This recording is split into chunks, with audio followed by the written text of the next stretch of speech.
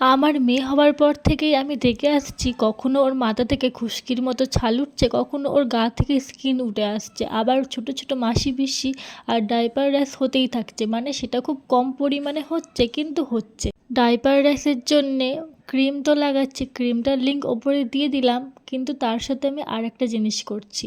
ওকে না, যেখানে র্যাশ হয়ে যাচ্ছে আর যেখানে ওর গায়ে মাসি পিসি বার হচ্ছে, সেখানে না একটা তুলো দিয়ে বেস্ট মিল্ক পাম্প করে সেই মিল্ক দিয়ে ওখানে লাগিয়ে দিচ্ছি। 2-3 দিনের মধ্যে ম্যাজিকের মতো ফিনিশ হয়ে যাচ্ছে। আর ওকে ডাইপার র্যাশ ক্রিম লাগালে আমি একদম কম পরিমাণে লাগাই, আর যখন দেখি ওর র্যাশ হয়েছে তখন একটু মোটা লেয়ারে লাগাই।